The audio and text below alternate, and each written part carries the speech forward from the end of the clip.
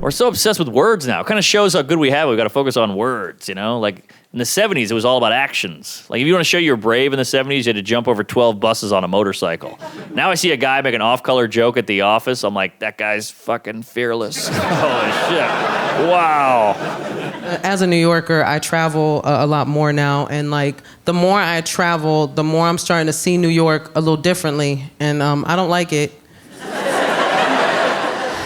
You know what I mean? Like, you travel outside of New York, you start to pick up on things. Like, that first day back is rough. I get back, I get off my flight, I look around, I'm like,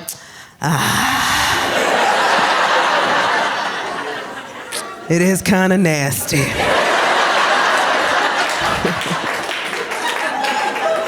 I don't want to feel that way about my city, man. But I go to other places and I'm like, there's no trash around your trees. Where do you guys keep your trash? In bins? That's disgusting. I don't touch my trash. Doesn't matter what kind of danglers you have or not. Just talk to each other. Like, hey, do you like this? Let's have fun. I want to make you feel good. Figure it out. You're friends. You're trying to give each other pleasure. Girls, mainly, for me, it was mostly girls, would say to me, shh, don't talk. You'll ruin it. I'm like, all right. I'll just keep fumbling around. I was just gonna say, if you could show me which one is the clitoris, I read, but no, that's...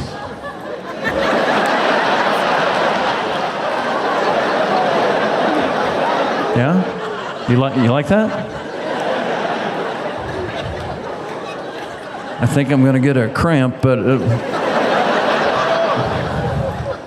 They legalized weed a couple of years ago, but they didn't roll out the licensing till recently. So for 2 years, there was like these weed stores that were unlicensed, and they were operated by the same people who sold me weed in high school. And they were high during the job. And it was completely disorganized. Like, I went into one of those places, and I went up to the counter, and there were weed crumbs all over the counter. And I didn't care about that, but the lady behind the counter looked at the weed crumbs and looked back at me, and she was like, oh, hold on, let me blow the weed crumbs onto the ground. So scoot over, and I'll blow the weed crumbs on the ground. And I was like, that's definitely not how you clean that, right? But, so I'm like, whatever. So I move over to the left, and then she goes, and none of the weed crumbs move anywhere. And then there's another guy behind the counter laughing at her who's like, oh, you can't blow the weed crumbs on the ground. And she was like, shut up, it's 'cause I'm sick. Dude, what the fuck just happened? I walked into a place 15 seconds in. I gotta move over because I'm in the way of a health and safety violation that you can't perform because of a different health and safety violation. You know how crazy that is? That's like when you go into the bodega and you're like, why are there cats here? And they're like, because of the rats. And you're like, all right, got it. It's a double violation. Mexicans are dominating shit. Like McDonald's, for example. They have monopolized McDonald's. You can't go to a McDonald's in the city without hearing, welcome to McDonald's, I'm gonna take your order, please. Let me get a Big Mac. Oh, Big Mac. No cheese. Sin queso.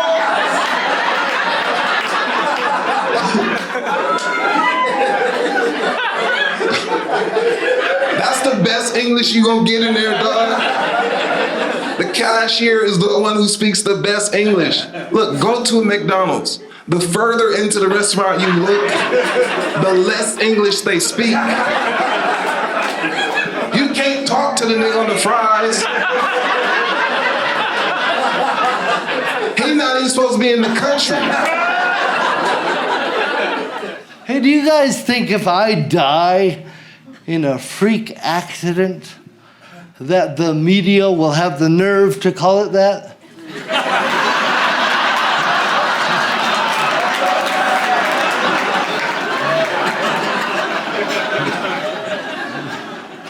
I do. Fucking jackals. I have things I'm too young to have. I have sleep apnea. I gotta wear a CPAP machine to... Thanks. We gotta stick together out here, man. I clocked you when you walked in. I'll say that. I knew I had some kinfolk out here. These people don't get it, man. We gotta plug into a wall to sleep. Think about that. We need electricity to dream. There's stuff you can't do, right? My buddy invited me camping. He's like, you want to come on a camping trip? I was like, do you want to carry a car battery through the woods? Because I need an outlet. When I got diagnosed, I had to go to a sleep doctor. He told me, Aaron, don't worry. Sleep apnea is not always weight-related. Oh, neat. Is it weight-related for me? For sure. But, yeah, I'm just saying, I thought you'd find it cool. Not everybody earned it.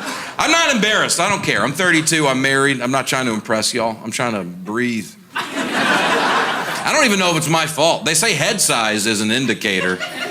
If you have a big head, you probably have sleep apnea. So, yeah, y'all don't have to look around right now, but at some point tonight, peek around your table. You know, I walked in the sleep doctor's office. I got a big head. He sees me. He goes, bingo. I was like, so something I've learned is that a lot of people don't realize that comedians know how to not be comedians off stage. Like, some people just think we're always set to clown mode or something. Because a few years ago, my mom got sick and she was in the hospital for part of the time. And 3 weeks in, her doctor turns to me and goes, so I heard you're a comedian. And I was like, yeah, I am. He goes, oh, just surprises me because I don't really get a funny vibe from you. And I was like, well, my mom's still in the hospital after 3 weeks, so I'm not really getting a great doctor vibe.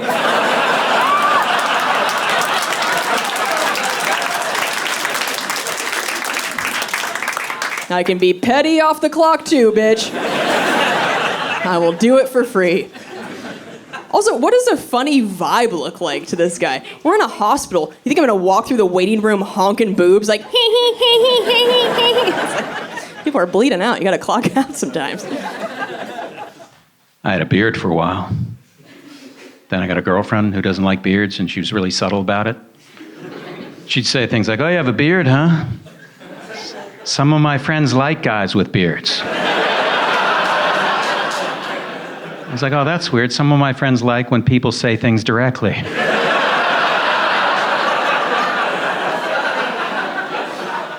This is a true story. I got an audition for that show Billions, and I told her about it. She's like, do you have to shave for the audition? Only question she had about the audition. Do you have to shave for it? No, I don't have to shave for it. It's an audition. It's not like they're going to watch my tape and go, oh my God, he's perfect. But this character's clean shaven. There's no easy fix for this. We'll go with Daniel Day-Lewis. I was in Portland, Oregon recently too, and Portland's interesting for a whole other reason. I feel like Portland is kind of a snapshot of the way the far right looks at the far left in general in this country. And it's an interesting combination of stereotypes that they hold for these people. Like, everybody in my hometown thinks Portland is just a bunch of emaciated baristas with a handlebar mustache, you know. And I tell them that's ridiculous. Portland's a vast metropolis made up of an eclectic array of all different types of mustaches. Like, it's not just handlebar, but they both think it's like hipster Portlandia shit, but also that it's Fallujah for socialists, you know? Like, that's where the most hardcore Antifa super commandos are garrisoned at, right? And that's a weird combination of stereotypes to hold for the same people. It's like they think everybody in Portland is getting dressed up as a Victorian-era haberdasher, right? To go set City Hall on fire. And then they make fun of them for that. Like, that's a point of ridicule. And I'm like, dude, I don't know about you, but I feel like if I was in the middle of a full-scale riot and all of a sudden a chimney sweep-looking sumbitch emerged from the smoke bomb haze on top of one of them big front-wheel bicycles, like, I wouldn't fuck with that guy. That's how you get choked out with a pocket watch chain. Whimsical anarchy? In a while. he gets 3 babes before I freak out. Babe! Babe! Babe? 3 babes. If he's out and about, enjoying his life, and I text him, he has 3 minutes to reply. If I text my husband and he hasn't replied in 3 minutes, I've already imagined his death, his funeral, the outfit I wear to the funeral, the guy that I date afterwards that never measures up to him. Are you Korean? 안녕하세요. Oh yeah, that's all I know. That's all I know. That's all I know. I had y'all believe it. Oh, he speak Korean too. No, 안녕하세요 means hello, and I know I know that's it. Yeah. Oh, 감사합니다. 감사합니다. Thank you. So thank you for coming. So yeah, but Koreans they're the worst. Yeah.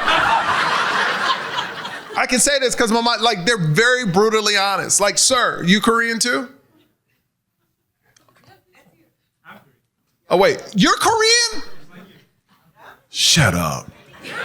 Oh, you're black and Korean. I was like, you the blackest, straight Korean. You're Korean and black too?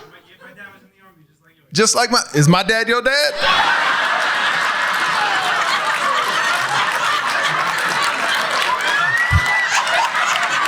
Come up here for a second. Come up, we gotta see. Come on. All right, we gotta see if we got a match here. Oh, Joe.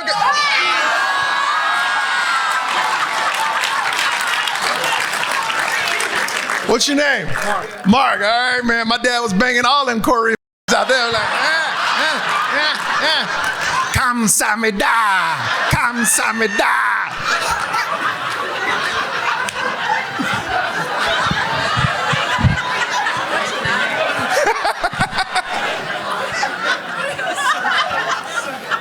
Oh, man, that's funny to me, man. That's great, man. What's your dad's name? Huh? Oh, he named you Mark, too. Okay. All my siblings are Mark. He named he named everybody Mark. Your sister's Markeisha?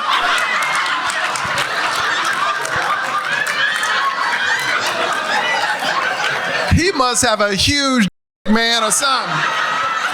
He like, I'm putting my name in everything.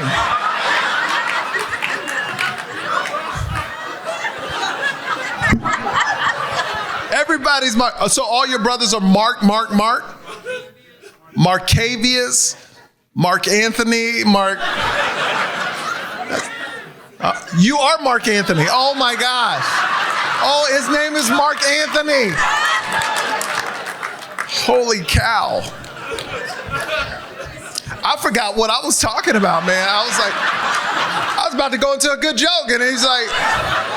One thing I didn't know is that sanitary towels are now sized, and I don't mean the size of the pad itself, I mean the size of the person wearing it. And I thought, oh my God, we as women get judged on so many different things. And now I'm about to be judged on the size of me twat. It's a matter of time before Grazia's telling us what size twat is fashionable next spring. But there is good news for the fatties amongst us, because it is based solely on the size of your thigh gap. What fucking gap?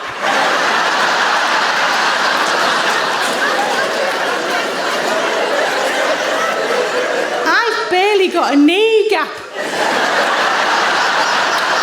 Although there was a moment fairly recently when I thought I might actually have a thigh gap. I walked past a mirror in brown knickers and there was a chink of light between my thighs, and I thought, fucking hell, I have got a thigh gap. On closer inspection, it was a bit of silver foil of a 2-stick Kit Kat. I'll try a hot dog anywhere. I had the best hot dog of my life. You'll never guess where. Seattle, Washington. Anybody heard of it? It's a big city. I went to a baseball game out there. I left the stadium. There's a hot dog stand right outside. So I walk up. I said, I would like a hot dog. And the guy goes, what do you want on it? And I was just I wasn't ready to answer that. So I was, do it. I told the guy to do it, and he looked like he'd been ready for somebody to say that. He goes, my friend, I got you. And I watch him. He takes the hot dog bun. This guy starts putting cream cheese on the bun. I was like, you're crazy. Why do you have that back there? That's not even a hot dog ingredient. Did you bring that from home? You can't use home stuff at a restaurant. Some things are home things. Remember that? Was that worth it? Nope. All right. He goes, my friend, trust me. And then he starts putting browned onions on top of that hot dog. I go, there's no way this is good. It was the best hot dog I've ever had. I've thought about it all the time. I think about it all the time. I've told a lot of people about this hot dog. I've evangelized this place all over North America. If I find out you're going to Seattle, I'll send you the coordinates of this hot dog stand. That's the impact it's had on me. Anyway, the whole reason I bring that up is because a few months ago, this is 2 years later, I'm back in Seattle. I went to another baseball game. I didn't care about the game. I left in the second inning. I'm trying to find that hot dog stand, right? And it's in the same spot. And I walk up, I promise y'all, same dude from 2 years ago. I'll never forget his eyes. And I look right at him and I go, hey, dude, you're not going to remember me. Well, it is a big day for me. I've been thinking about you for 2 years, dude. You changed my life in 2021. You won't remember this. I came in, I think I was in a mood. Maybe you were in a mood. I don't know. I said, do it. You did it. You put cream cheese on a hot dog. I've never seen that before in my life. Can you do that for me again? He looks at me all weird. He goes, my friend, are you talking about the Seattle dog? And he points at the menu above his head. I didn't see the menu 2 years ago. There's one item on the menu of this hot dog stand. It's the Seattle dog, a hot dog with, you guessed it, cream cheese and grilled onions. It's the only thing this guy makes. He makes one item all day, every day. I've talked about it for 2 years like he invented it for me. It's the signature hot dog of the city. I've recommended it to people from Seattle. Do you know how stupid that makes me look? To recommend the signature dish in that city? That's like if I went to Philadelphia and I was like, yo, dude, I found this spot today. Y'all should check it. This dude put cheese on a steak sandwich. I know it sounds crazy. Just tell him I sent you. He'll do it. He'll hook it up. I think in everybody's relationship there was tension during the pandemic. Like if you fought with your partner during the pandemic, like it's not about how much you love them. That's too many hours with one person. Because we all have flaws. None of us are perfect. We shouldn't look for perfection in our partners. I think we should understand that everybody has flaws. It's not about your partner being perfect, but it's about how you handle those imperfections you have in each other, along with each other. And I think that was the biggest issue. Nobody was prepared to be around their partner 24/7, uninterrupted. Look, my husband's biggest thing is he's a talker, which is never said as a compliment. That is a warning every time. Like, hey, he's a talker. Go with God. And people underestimate it all the time because they don't understand he's the type of talker that doesn't need anyone else for the conversation. Do you know these people? You know how many times I've been at home, like, did I leave a podcast on? Like, who's bringing up random topics?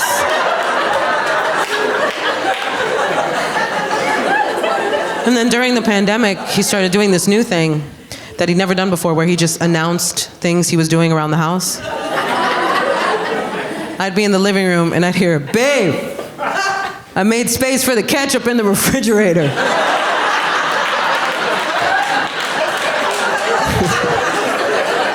And I'd be like, good job, man. Because my therapist said be more encouraging, you know what I mean? So I was like, who's killing it in the kitchen? I didn't grow up with positive reinforcement, so I don't know how to be encouraging without sounding like I'm talking to a pet, like, who's a good husband? Off the couch. Of course, we fought. Of course, we bumped heads. Of course, we got on each other's nerves. Like, I'm definitely the kind of person, like, he has to put up with my flaws, too. And I'm definitely the kind of person that, I think the hardest thing he has to put up with is the fact that my mood depends on your tone.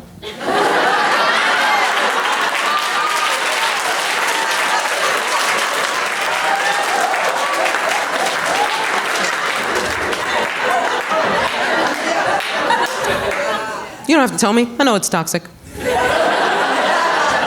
I'm aware. I'm working on it. It's not fun, you know what I mean? To be the kind of person that's always like, what'd you say? And at this point, we've established that when a woman says, what'd you say? She's not asking you to repeat what you said.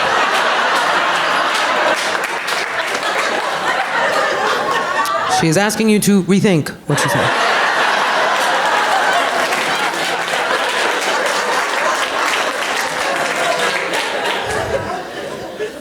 It's not fun to have somebody walking on eggshells like that, you know what I mean? Like, what'd you say? Good morning? Please say I did it right. We were bound to bump heads, man, but we're also both in therapy. And I don't know if you've ever fought with a healthy person.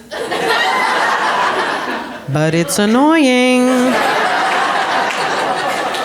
Because we'd get into these big blow-up fights, right? Where we would just yell at each other, and then I'd storm out, right? And I'd have time to process.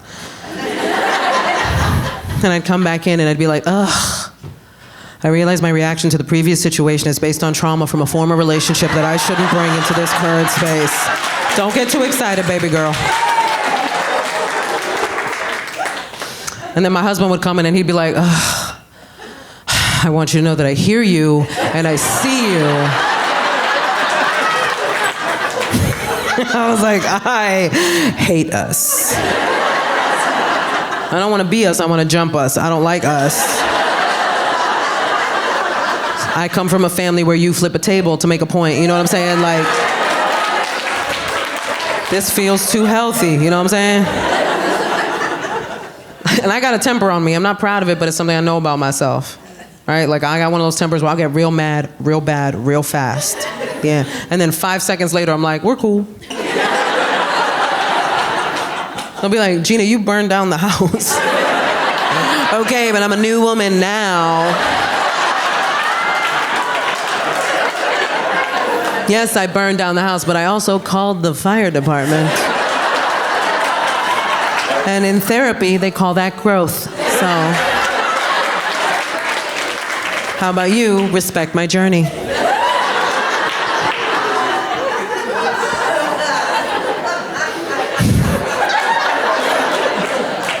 It ain't easy.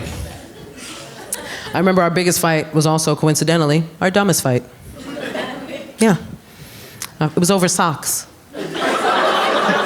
Yeah, we had the sock fight. Mm-hmm. He kept leaving his socks everywhere. And in my head, I was like, I know that you know that we have a laundry basket. What is with all this passive-aggressive sock behavior? I'm in therapy, so I could therapize. And therapy did help me figure out how I could have stopped this fight from happening in the first place. Because I did something so typical in relationships, such a typical thing, because what I did was I didn't speak up right away. I let it build, I let it fester. Such a common thing. And I'll tell you why that happens. I can only speak to my relationships with men, but I'll tell you why that happens, guys. The reason why we don't speak up right away is because we have such faith.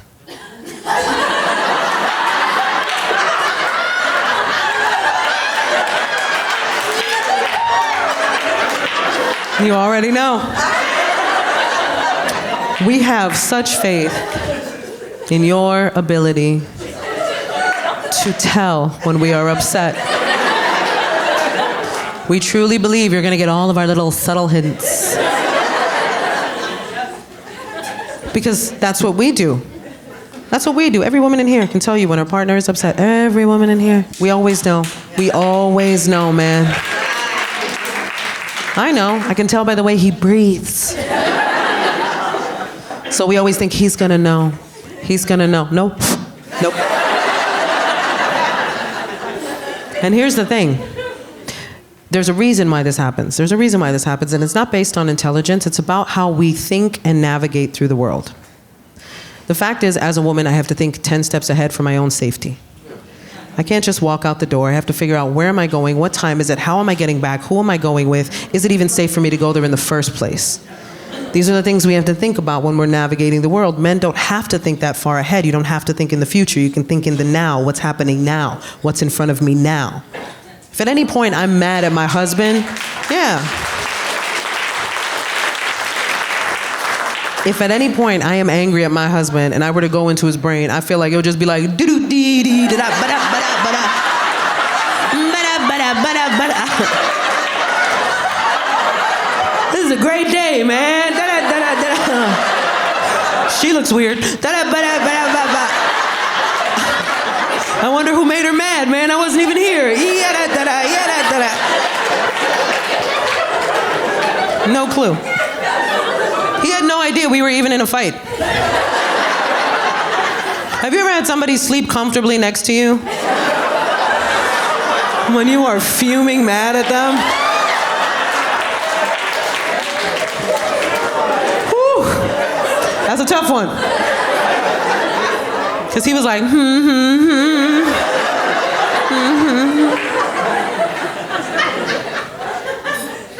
And I was just up like,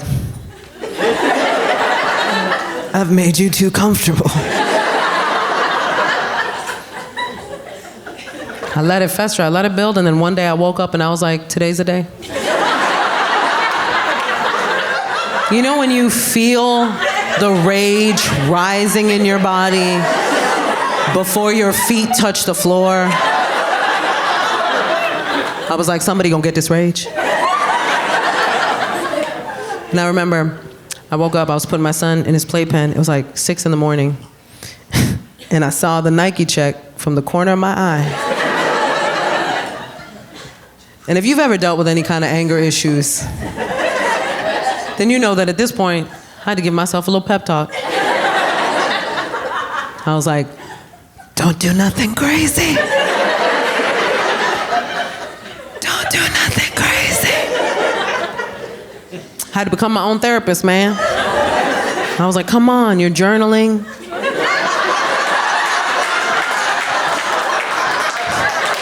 You're meditating.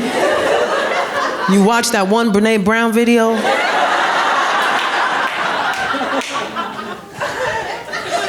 You can do this. And I was like, you know what? I'm not gonna say nothing. I'm not gonna say nothing. I'm just gonna take that sock and I'm gonna cut it up into tiny little pieces. And I'm gonna do that for every sock I find until he has no socks. And then one day he will wake up and he will go, where are my socks? And I will press a button and all of the sock confetti will fall from the ceiling.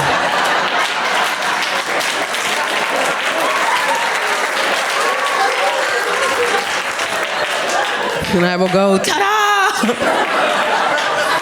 And then I will stab him because I will have snapped.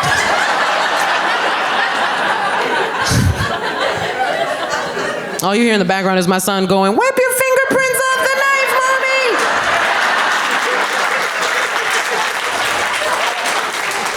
I just get really riled up when I talk about this topic, which I do with great regularity, to my friends. And they always say, well, you know, Nick, you got to trim the hedges to make the house look bigger. And I want to call bullshit on that. Right here, right now, tonight, I want to call bullshit on that kind of thinking. Especially for our young people who are given all this pressure that you need to worry about the size and shape and appearance of your love tackle. It caused me no end of distress when I was finding my way on the path of amour. As a young man, all of this social messaging and pressures, well, you better have a, you better know what to do, and how could you? And we all have much different equipment. Everyone is unique as a snowflake or a Republican. Either way, we all have love bits. And they're all unique. And I just wish somebody had told me when I was that age, it doesn't matter what they look like. Let's just say hypothetically that you have an abnormally squat penis. It's short, it's wide, it's terrifyingly wide. It's like a can of nuts.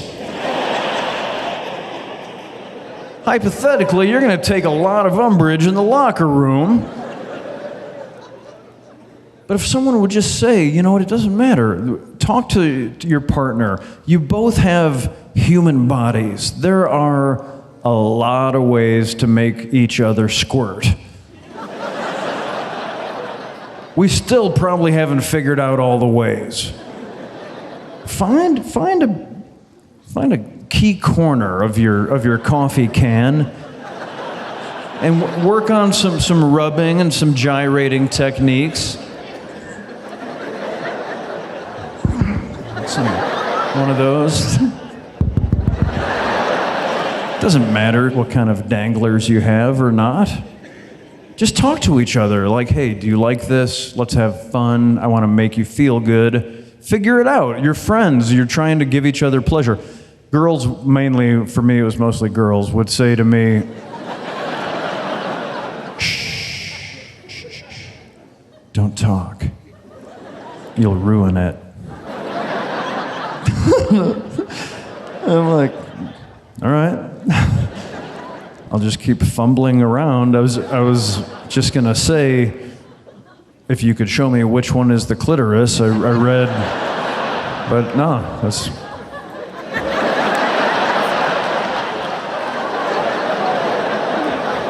Yeah? You like that? I think I'm gonna get a cramp, but.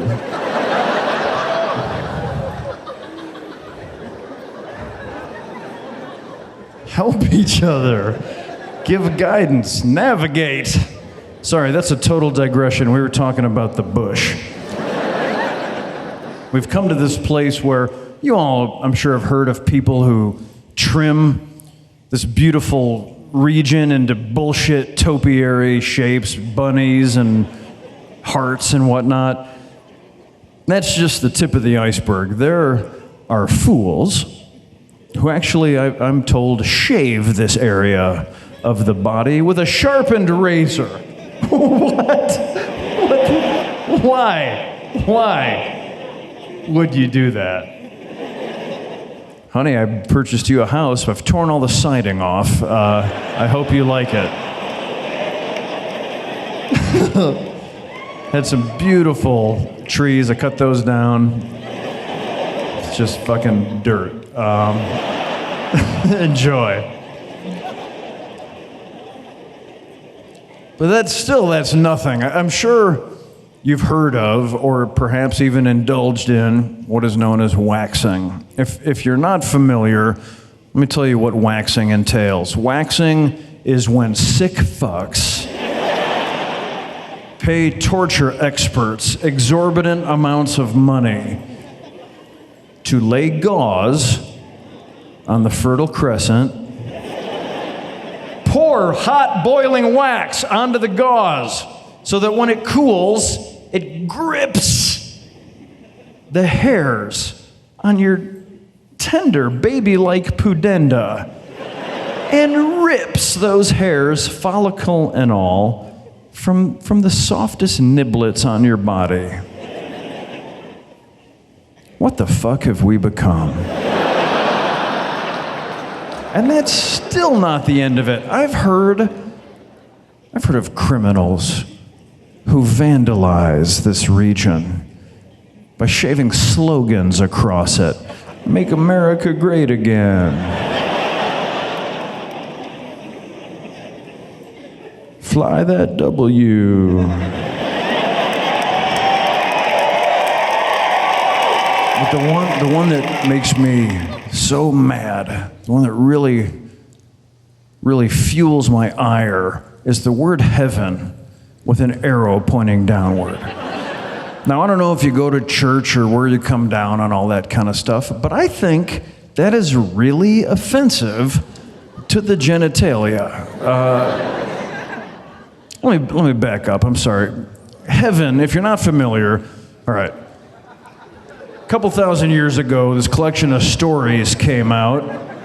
They're like a Lord of the Rings thing, but they're longer, if you can imagine.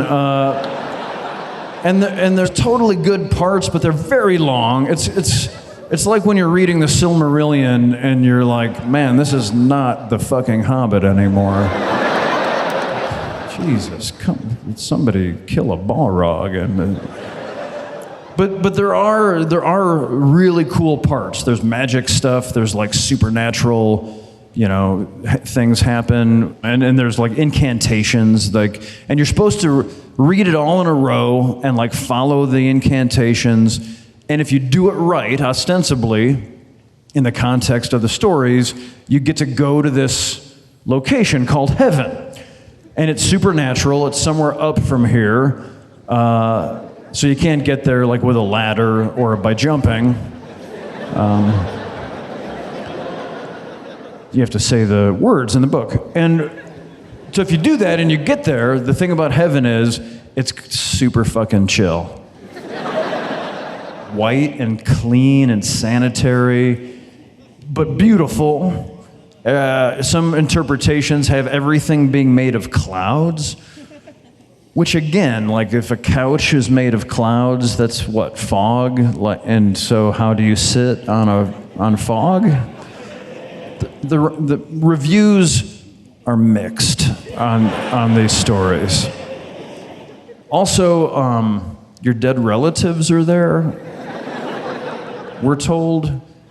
And is that awesome?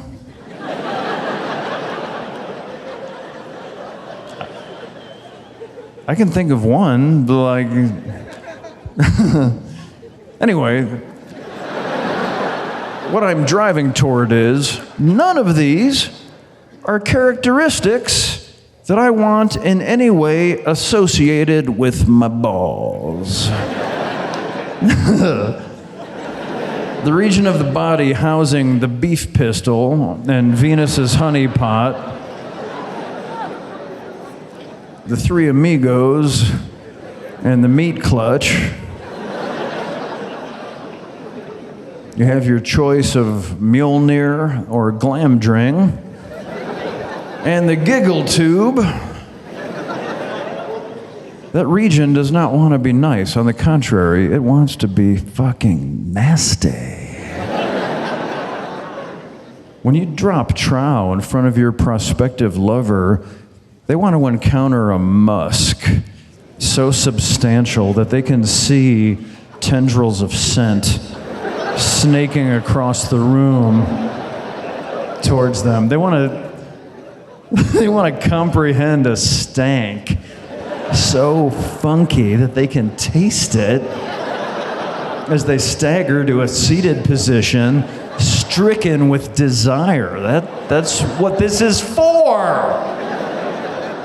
You want to maintain it just this side of cultivating fungus. This is your full bush freak flag flying above the sexy niblets by which we are all made. You don't want to diminish it. You don't want to trim it. You want to nourish it. You want to flaunt that shit. You want to peacock it. You want to lead with it. The rest of your body is just bait. Mother Nature has given you this bait to attract the eye, and people follow the spiral into the dream catcher. In design circles, it's called your focal point. It's Mother Nature's billboard. It's her main advertising space, and it doesn't want to say, I'm handy with an epilady, or I aspire to sing in a boy band. It wants to simply read, ready to fuck. Thank you. I can't smoke weed anymore. I get paranoid when I get high. You know, I think it's like companies like terrify me because it used to be just like Google and Apple would know where we're at all the time. But at this point, the amount of shit that I have signed off on, if I had to guess what companies like know where I am tonight, it would be like Miller Lite. You know what I mean? Like Colgate toothpaste, Domino's pizza. Like, I would be shocked if Honey Nut Cheerios doesn't know what makes me come. You know what I mean? They have all my effort. They're probably over there like, all right, let's make the Bia Latina. Let's throw some double D's on her. We'll throw that on a box. Throw that in the grocery store. 46 in Skillman. That'll get them. That'll make them Honey Nut. Yeah. I'm walking in there the next day like, whoa.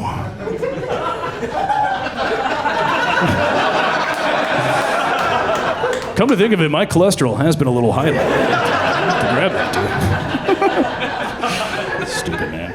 Yeah, my phone also freaks me out when I'm high. It freaks me out in general. Like, I got a notification from the Solitaire game app on my phone, and I just didn't expect to be hearing from that game. You know what I mean? Like, I get it when you download an app, but this game like pre-installed on my phone. I played it one time, and for 3 weeks they sent me notifications. They were like, time for a quick game? Man, there's something existentially lonely about hearing from the game Solitaire. You know what I mean? It's like, haven't played in a while. What are you out there, getting laid? You'll be back. They all come back to Solitaire. It's also weird to get notifications from an app that I didn't choose to install. You know what I mean? It just feels, that'd be like if you use the calculator function on your phone and the next day they sent you a notification that was like, you ever wonder what 6 times 9 is? You ever wonder that, dude? Yeah, we got all the answers, dude. Fire this bad boy up, huh? Better yet, fire it up. Type in 8008135. You know what I'm saying, dude? Yeah. We're not the Tinder app. We still got some titties. It's a pretty stupid joke. Yeah, but another drug I can't do is cocaine. Wow, can't do cocaine anymore. Yeah. Because at this point, I feel like if I did cocaine tonight, at the age that I'm at, I would mostly just like try to buy a car. You know what I mean? Like when I did cocaine in my 20s, I would be like talking to a girl at a party. I'd be like, I love your dress. It's a really cool design. I'm not hitting on you. You know, or whatever the fuck. But if I did cocaine tonight, I would be like, everyone laughs at a Nissan Rogue. Let them laugh. Just on Kelly Blue Book at the end of the bar like a maniac, you know? It would all be paperwork if I did cocaine tonight, you know? I would like incorporate myself. I'd start like an import company for something I know nothing about, you know? I'll be getting calls from a guy at 9 a.m. tomorrow like, all right, we have 3 shipping containers of soybeans coming from Central America. Where do you want them? We need an authorized dock. And I'd be like, whoa, what are we talking about? I'd be like, dude, we were just on the phone 4 hours ago. You kept saying, I'm a real businessman. Give me the beans. I'd be like, all right, hold on. Let me find the cocaine. I'll remember the plan. The other reason I can't do cocaine anymore is I'm going to be honest. I think I would just shit my pants if I did it. Yeah. Dude, my control over my bowels is getting weaker every day, dude. I'm up here with an open mouth and an open asshole, dude. I can't go to jail, you know what I mean? They'll have a field day. Yeah. Speaking of field day, I did shit my pants at field day. Yeah. Do you guys remember field day? It's the best day of the year, right? All the kids are on the track and they're playing games and everything. By 10 a.m., 6th grade, field day, I had to shit very badly. And I had 2 options. I could either find a teacher to escort me back to the school to go to the bathroom, but by doing that, I would run the risk of losing track of all of my friends on the field. And when you're 12, the most important thing is to like stick with your friends, because we're all wearing uniforms, like a sea of kids, you know? So I was like, I'll hold it in. And cut to 3 p.m., it didn't even matter that I was with my friends, because I couldn't enjoy their company if I tried. Like my fists were clenched, my ass cheeks were clenched. They'd be saying something and I'd be like, yeah, for sure. And they line us up to go back to the school, and I'm deeply worried at this point. And the 6th graders' lockers are on the 3rd floor, okay? So we get in the building, and we get halfway up the staircase, and it all comes out. I take one step, and it all comes out. And here's the thing, it's May, so I'm wearing shorts, right? So a full turd comes out of my shorts and lands on the step. But here's the other thing, nobody saw. So I truly was just like, huh. Just kept going. And then I went to my locker like it was the end of the world. And I started getting everything out of it. This is the last day of school. People are like hugging each other goodbye, signing yearbooks. I wasn't doing any of that. There was a girl who was like, sign my yearbook. I like threw it out of the way. And I was getting everything in my backpack. And then from down in the stairwell, I hear a girl scream and a guy go, a turd. There's a turd. And I immediately book it the opposite direction, like the most guilty person in the whole place. I mean, my backpack isn't even zipped. There's papers flying out of it. There's new turds flying out of my shorts. And I get away with it. I got away with it. And thank you. Thank you. I actually think that if I didn't get away with it, my life would be different. I mostly got away with it. I got away with it at school, but I did get into my brother's car after school. He picked me up from school that day, and right away he went, oh my God. Did you shit your pants? And I had the most classic 12-year-old response. I was like, no. Did you shit your pants? I was like, smells like shit in here. And he was like, it didn't smell like shit until you got in here. And I was like, well, I didn't smell the shit until I got in here. It was like this game of ping pong. It turned into a game of chess because he was like, all right, well, if you didn't shit your pants like you're telling me, I'm going to hang out with you for the rest of the afternoon. Because if you did shit your pants, there are things you need to do right now, right? Like, there's an order of operations that has to occur. You don't just get to keep hanging out. You got to peel those bad boys off. You got to bury them in the backyard. You got to do like a stealth shower. It's a whole operation. And I was like, all right, I can't have my brother knowing that I did this. It's like the ultimate blackmail, right?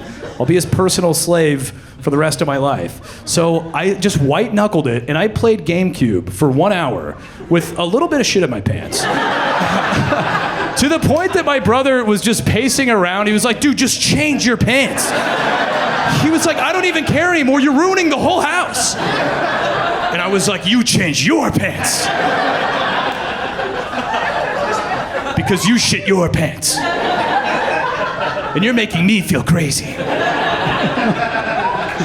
And he was like, this is insane. So he left, and then I stood in a pretty solemn moment of silence. And I went downstairs, and I went to the bathroom, and I don't know how often you guys shit your pants, but when you do the thing, when you take off your pants that you shit, and you have to fold it into kind of a compact piece of origami, like a sad origami thing that you're gonna smuggle out of there.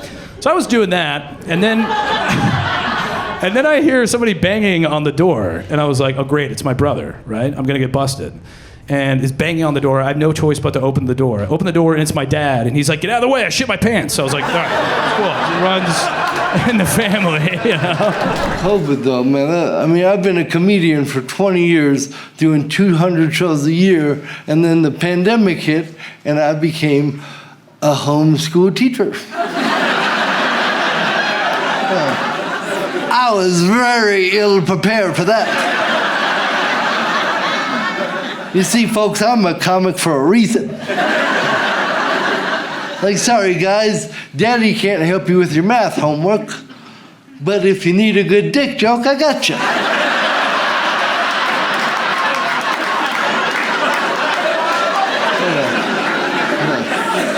A big one with curves in it. That's curves, plural. I like a good plot twist. Oh no, the whole pandemic. Here's the deal. I have 2 kids. I love being a dad. Well,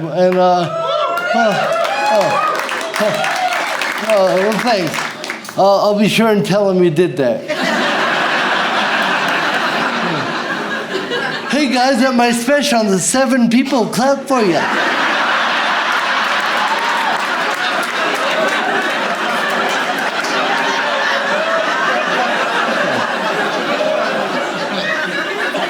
guys understand that I can fucking hear, right?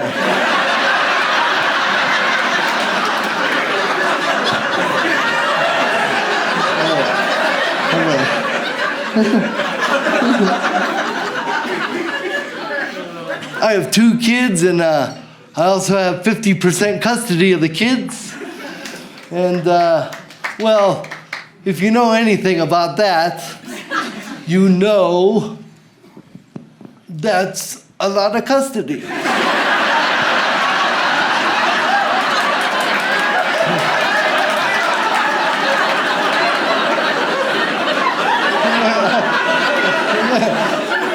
I've actually sat down and worked it out. That's half of my time. And that's real. That's real time. That you don't get back. It's real. Again, I love my kids very much. But it's time to go to your fucking mom's house.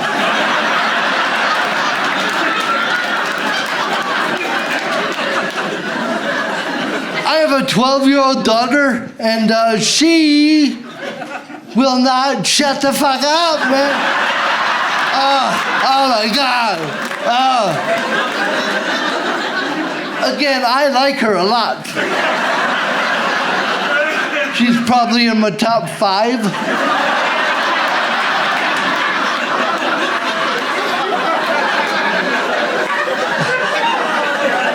I just don't know how to tell her any other way. I don't give a flying fuck about Ariana Grande. And then to offset that, I also have a 14-year-old boy living at the house. You guys familiar with these weirdies? I'm telling you, it's all I can do to keep him off the magic.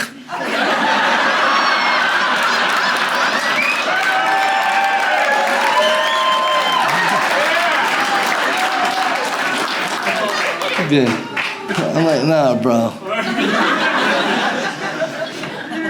Oh, and he's also been taking a lot of long showers. Yeah, and when he finally comes out, his hair isn't even wet.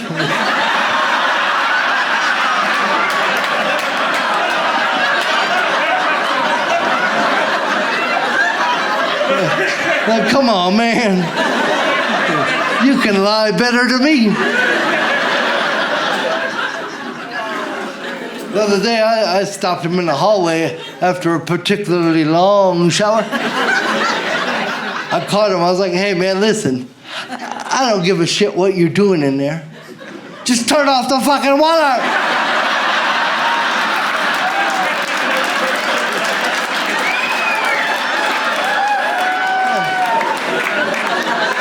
I'm like, do you understand how many laughs I had to get for that shower?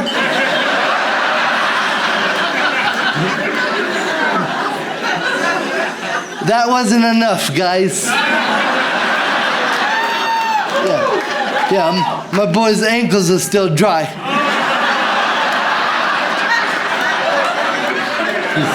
He's causing the drought here. I feel like I should know more about things like vasectomies because I don't know if you guys had this in high school where you could get voted, best dressed or most athletic, but I had that in middle school. And when I was in 7th grade, I got voted most likely to become a sex ed teacher. And I look back and I'm like, what was I saying to my peers? At age 12, that made them collectively go, she knows where the taint is. I should not have won that award. I knew nothing. I was such a late bloomer in every way. I didn't start my period until the last week of 8th grade, which coincided with my school's graduation trip to the lake. Yeah, buckle up. And the first time you get a period, they always tell girls, oh, don't use a tampon, wear a pad. So all my friends are in their cute little bikinis in front of the boys for the first time. I am wearing a t-shirt and giant men's and one basketball shorts. Trying to hide the outline of this massive pad. which went from belly button to middle of my back. It was like wearing a horse saddle. It's casually at the beach. And then everybody jumped in the lake, and nobody told me that you can't get in with a pad on.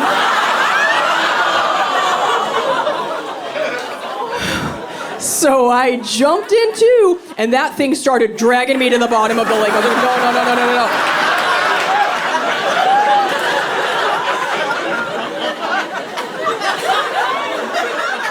no. My life flashed before my eyes.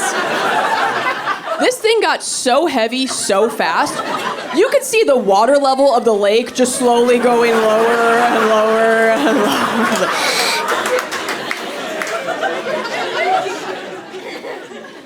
And I'm a terrible swimmer. I death gripped onto her friend's shoulder. She was like, "What are you doing?" I was like, "I'm bleeding and drowning, please.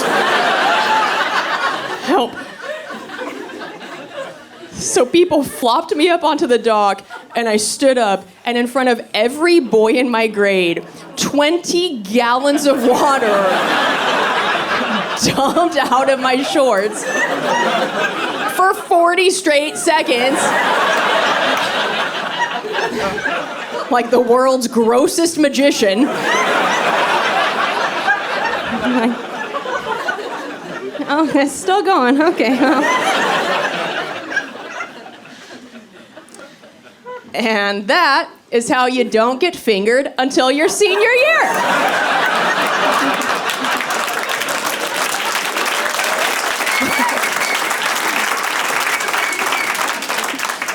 True story. I feel like all the boys in my grade were like, "We've heard that wet is good, but..."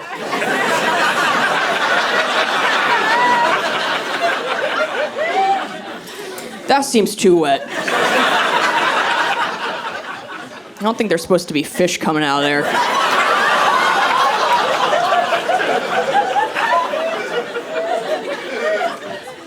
Sort of weird mermaid lady. I actually got an IUD in recently because I heard that they could just make your period go away, but the procedure is a nightmare. They basically shove a Lego in your uterus while you're wide awake. I thought for sure I was gonna get knocked out for this. The doctor was like, "No." I was like, "Okay. What do you guys do for the pain?" She's like, "Oh, take a Tylenol, make a wish."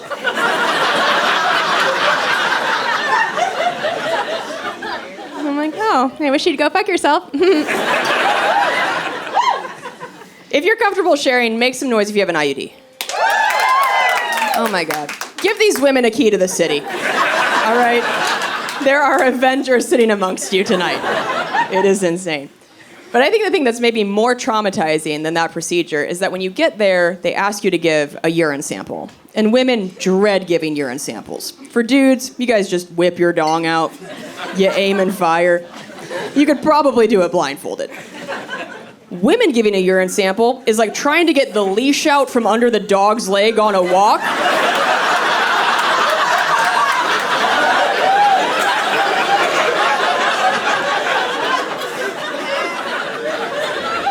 You're like, okay, this way, maybe this way.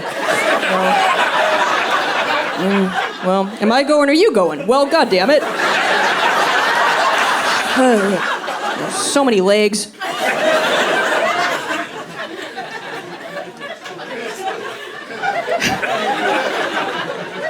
Because women only pee straight for 2 of the 20 seconds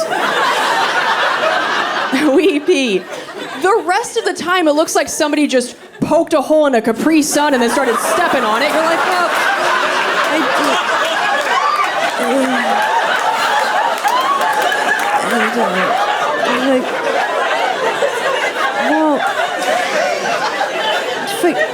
oh, sideways? What am I peeing sideways? I don't even have a hole there. And then a doctor walks in with a thimble and is like, "Catch it. Catch it." I'm like, you catch it. This is a 2-man job at least. This thing is the same size as a to-go ranch container.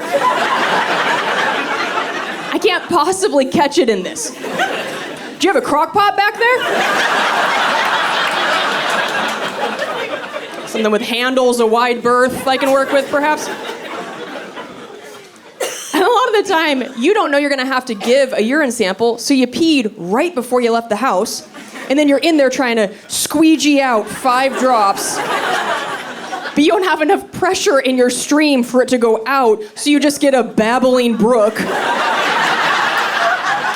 that hugs your body and drops off a butt cheek in the back.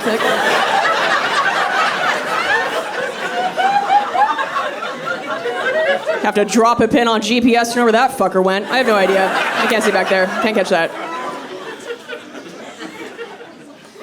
So I'm in there. I try to get a urine sample. It's a complete disaster, as always. I get nothing in the cup. I just peel over my own wrist like a child.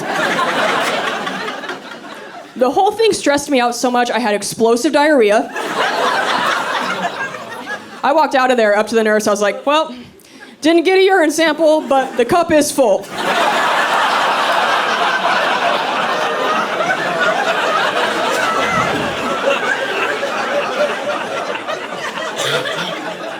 Test what you can, I guess. But it's a broken system. It's not my fault. You fix it. And then you lay back, and they do the procedure, and an IUD can stay in you for 8 years. So after they're done, the nurse hands you a sticker with a date on it of 8 years from that day, so you know when to replace it. So I just pop that on my windshield next to my oil change sticker.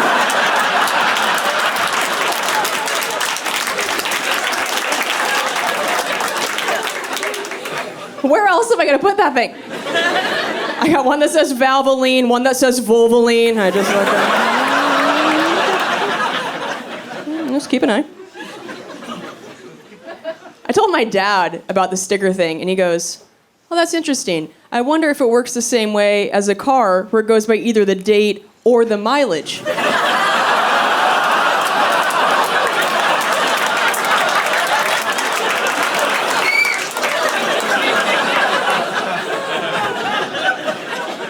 I was like, shut your mouth, Dad.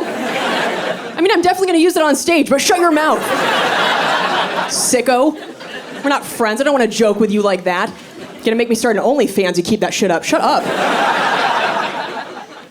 That's definitely not how it works, by the way. That'd be very funny to me if they were secretly putting tiny odometers.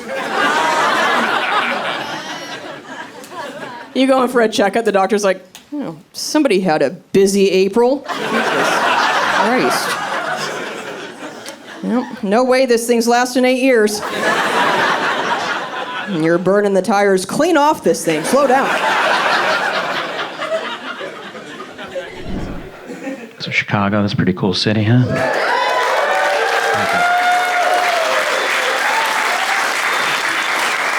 I took a pandering course earlier, and they said to say that on stage. How much is a house here? What's that? Nine what? $9? Oh my God. Note to self, talk to someone else. Apartment just sold in New York City, bought by a hedge fund manager, $238 million. 24,000 square feet. If I had a 24,000 square foot apartment in New York, I'd still be telling people from out of town, I'm not really set up for guests. Yeah, it's just a 1-bedroom apartment with 53 home offices. Yeah, you're welcome to crash, but you'd be sleeping with your head on a fax machine. The upkeep must be ridiculous on that place. You'd be at home, honey, you want to go to the movies today? I'd love to, but we really need to go to Bed Bath & Beyond to buy 35,000 Swiffer sheets. I can't even imagine a 24,000 square foot apartment. My apartment is 800 square feet, and I'm a celebrity.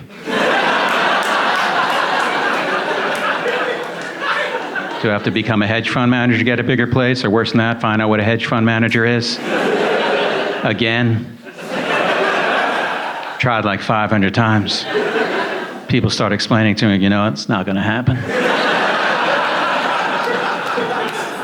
I'll try again in 6 weeks. Everything's expensive in New York. I went to buy new glasses, eyeglasses, went to a boutique place. I go, how much are these glasses? The guy said they're $1,000. I was like, oh, that's kind of expensive. He's like, well, think of it this way. You'll have them for 3 years. It's like $1 a day. Well, when you put it that way, it sounds more expensive. If I asked you how much these glasses were, and you said you have to give me $1 a day every day for 3 years, I'd be like, wow, that is a pricey pair of glasses. I'm doing the math in my head. I'd say that's roughly $1,000. Why don't I take $1,000, buy 2 pairs of $200 glasses, and also a round-trip ticket to Barcelona?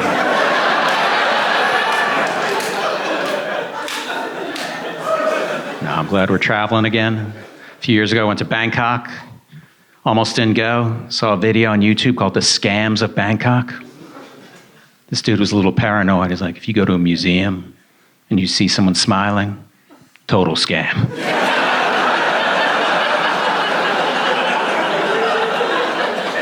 If you go to a restaurant, they have noodles on the menu, your identity's just been stolen. If you show up at your hotel, there's a front desk, call Interpol. Classic flim-flam.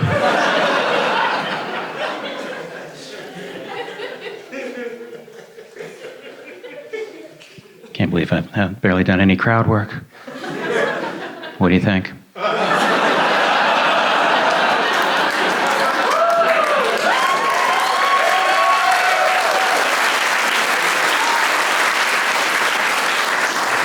How's it going?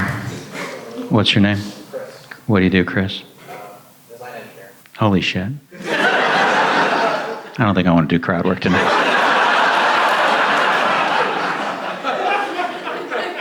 Design engineer? What does that mean? I design recessed lights, track lights. Okay. All right. I'm in the business. I get this. I was just looking at how great these recessed lights are tonight. It was good talking to you, Chris.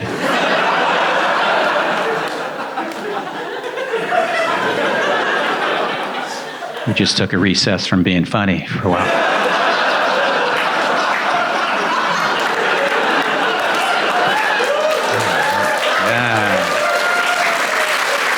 Holy shit. I pulled that one out, huh? Been trying out Airbnbs on the road. You got to read those listings very closely. They always start out good. It's like on a tree-lined street close to shops and restaurants. Oh, I like that. You'll have the whole place to yourself. Oh, I like that. I let my neighbor store his guns in my linen closet. Yeah, not sure how I feel about that. So he might pop in from time to time. Definitely don't like that. But don't worry, he has a key. Ooh, that makes me worry. Also, there's a great home theater system. You're not allowed to use it. Stay out of the kitchen. And there's a python under the sofa. You must feed him 15 times a day. But to reiterate, you'll have the whole place to yourself. Close to shops and restaurants. I always get nervous booking an Airbnb because my picture's in my profile. I know the hosts are at home going, oh my God, honey. You're not going to believe who's sleeping in our attic tonight. I'll give you a clue. Small but pivotal role in Pootie Tang.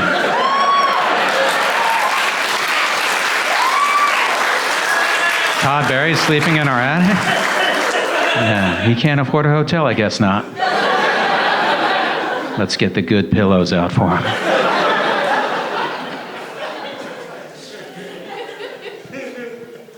I stayed at a hotel in Los Angeles. And when I got back, I realized I left my toiletry bag at the hotel in Los Angeles, and it was a really nice one, sent to me by the Cartoon Network, had cartoons all over it. I wanted it back. I called up the hotel. I was in room 318. I left my toiletry bag. It's got cartoons all over it. The guy's like, oh yeah, we found that.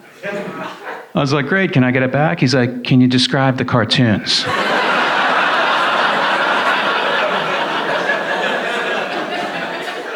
Did you think I was calling you on the off chance that someone left behind the toiletry bag with cartoons on it? Like I'm in the market for one, don't know where to find one, so I'm calling hotels all day long, hoping for a miracle. Maybe I got an anonymous tip. Some guy comes up to me in an alley, Todd, don't ask who I am, but if you're in the market for half a bottle of dandruff shampoo and 5 dusty Viagras,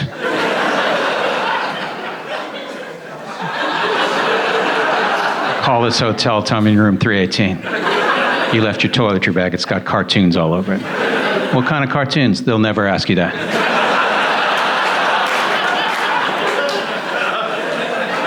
Why would they ask you that? It'd be crazy to ask you that.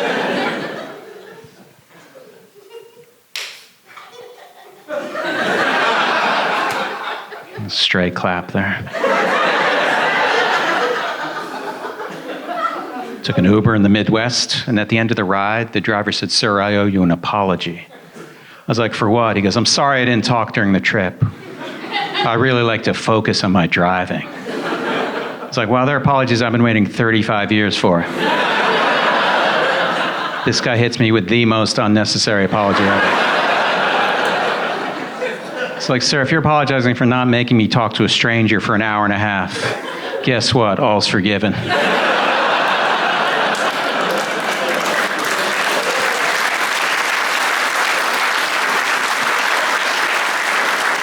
Maybe it doesn't always go that way. Maybe sometimes like, sir, I want to apologize for not talking during the trip. Yeah, what was with that, man? You see me back here all lonesome? Just a man and his French horn.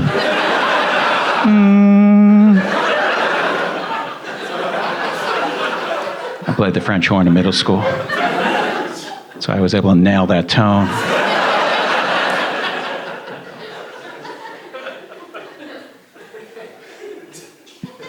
At least the guy apologized. Oh, that was nice.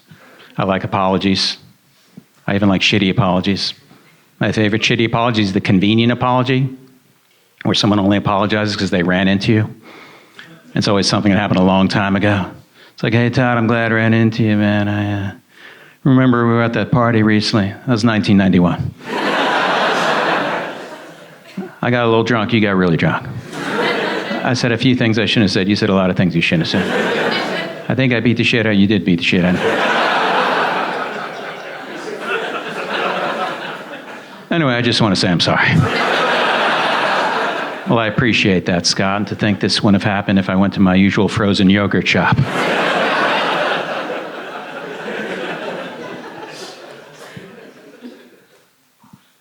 Let's do some more crowd work. Whoa. Calm down, 7 o'clock show.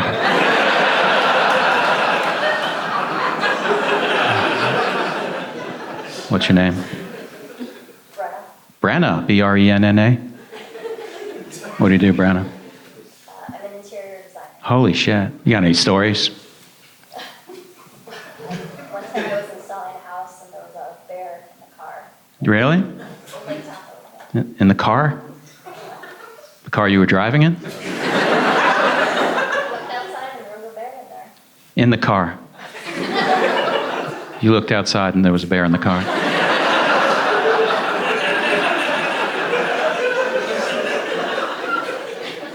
Some would argue that you weren't looking outside. I looked outside, inside the car. That's a good story. Cut that one. Cutting room floor. How did you react to the bear? I locked the door. There you go. You know, bears know how to open doors.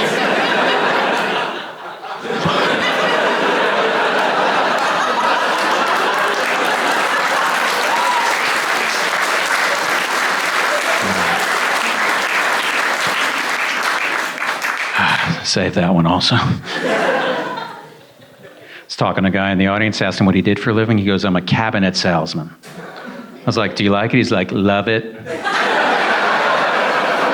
I was like, what do you love about being a cabinet salesman? He goes, I like having dinner with my customers.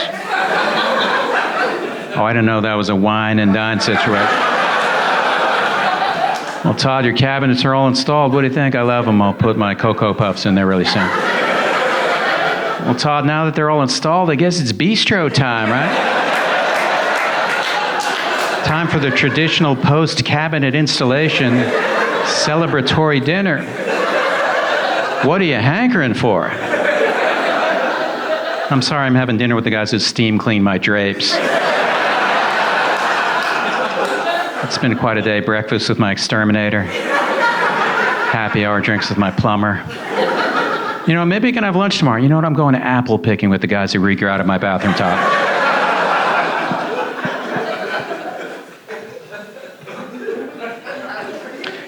This is a true story. I was in New Orleans on tour about 6 months ago, and I started that joke. I said, yeah, I met this guy who was a cabinet salesman. This guy yells out, that was me! I looked down, it was him.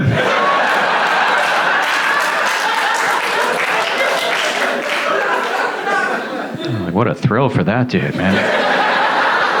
Imagine sitting there and I do a joke about you. It's unbelievable. I'm so happy for the guy. That might happen with the bear story.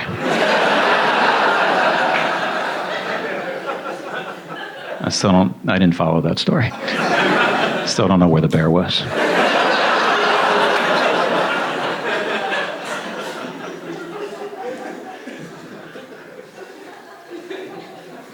Like if it was in the car, why would you lock the door?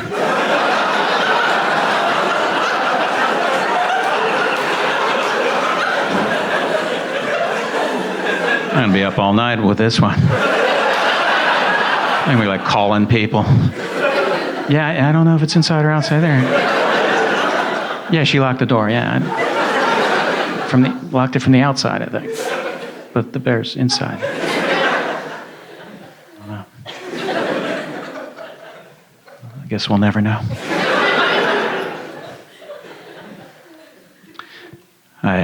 My printer broke recently. Sorry to bum you out.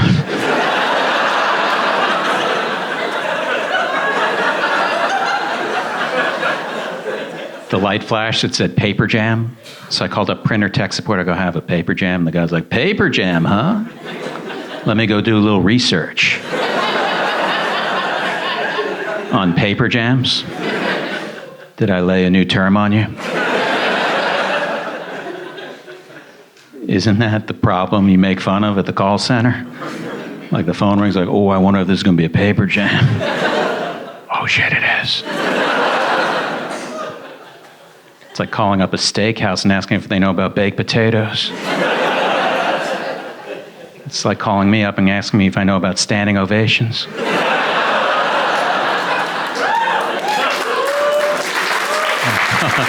Oh my God. Oh my God. I can't believe you applauded at that. I feel so guilty.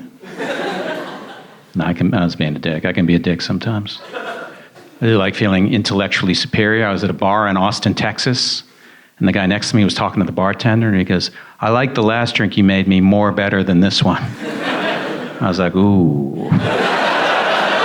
We got ourselves a dum-dum. A full 30 seconds passes. The guy turns to me, he's like, did I just say more better? It's like, how do you make that mistake and then catch that mistake? I liked it more better when you didn't know how to talk.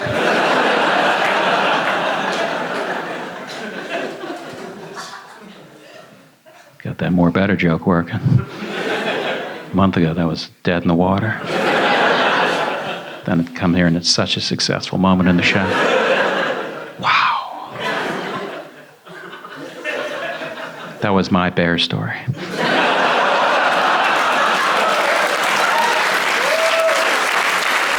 I'll be honest with you guys.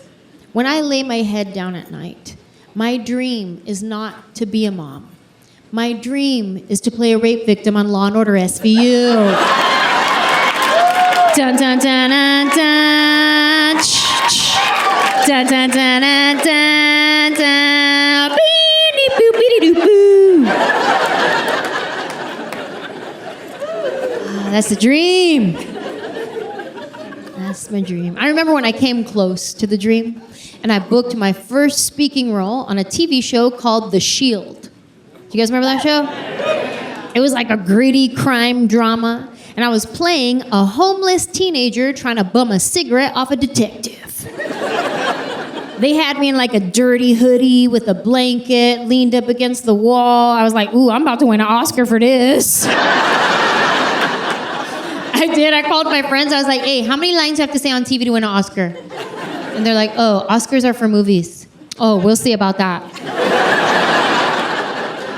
I was convinced this was going to be my big break because the fact that I even booked this role was a miracle in itself.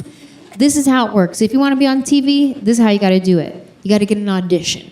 In order to get an audition, you have to have a resume. To have a resume, you have to have TV credits. To get TV credits, you have to have TV credits. Like, how does that even work? I don't know. So I just lied on my resume. I thought about whatever show was on TV, and I just put it on my resume. Okay, Friends. Who did you play? Friend of a friend. Ooh, CSI Miami. Who did you play? The girl that dies. My fake resume got me a real audition.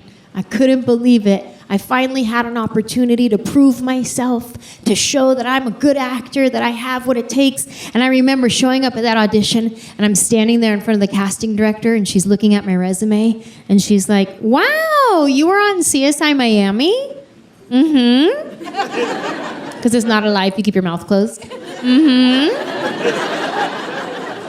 And she goes, wow, that's funny because I cast that show. I don't remember you. I got caught. Like, what would you do in that situation? Would you just own it and be like, you got me. I was trying to see if you would catch it. You did. That's a good memory. That's good. No, you don't own it. You double down. You commit to your lie. Because that's your real audition. That's how you prove that you're a good actor. Oh, I looked her straight in the face and I was like, you don't remember me? Girl. Remember, I came in here, I did my audition, and you're like, oh my God, you're so good. And I was like, thank you. She knew I was lying. But she let me audition anyway, and that's the one that I booked. That was The Shield. I was so proud of myself. Yeah. I was so proud of myself. I couldn't believe it. I remember the day the episode aired on TV, I had a premiere party at my house.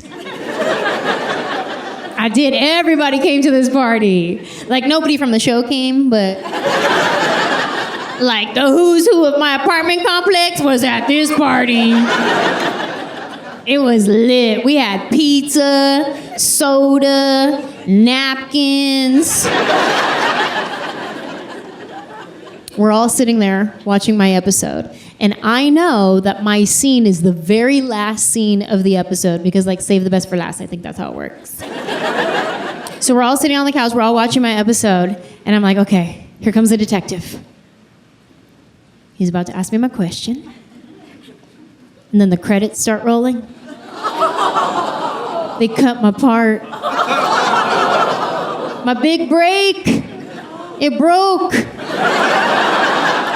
I was humiliated. Like, getting your part cut from a TV show when you're home by yourself, that's embarrassing. But in front of all your friends and pizza. And that wasn't even the most embarrassing part of the night. The most embarrassing part of the night was having to say thank you for coming as people left my party. Bye. Thanks for coming. You. It's fine. Honestly, who cares? Like, seriously, I don't even care. Okay, bye.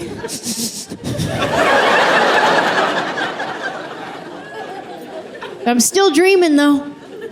Still dreaming. Like, I want to be in a scene with Detective Olivia Benson. I want to be in a scene where she's talking to me in her regular voice and then quickly goes into her very serious whisper tone voice. I know you saw the man who attacked you. But listen to me. We're gonna get through this together. That moment right there, that's what I want. I'm still chasing that. So I can't have a kid. I can't chase that and chase a kid. But let's say I did, though. Let's say I did. Let's say I have a kid, but I still get to chase my dream. What does that even look like? I go and I drop off my kid at his soccer game, and I'm like, bye, have fun, I'll see you later, Mommy's got an audition. No, don't cry. Remember, this is all part of the deal. I have you, but I still get to chase my dreams. No, you'll do good. Go have fun. And I start walking away. And I get to my car, and I look back at him. And he's standing there looking at me, waiting for that loving encouragement. So I say, hey, wish me luck. I think I'm really gonna book it this time. It's right up my alley. They want me to play a young, hip soccer mom. And he's like, but you're my soccer mom. Yeah, that's sad. And now I gotta be like, hey, can you teach me how to do that? Like, how do you make it come out of one eye only? No, now I gotta kick it into parenting mode. Hey, Johnny. Come here. I know you want me to stay and give you Capri Suns and orange wedges. But listen to me. We're gonna get through this together. See ya. Dun dun dun dun dun.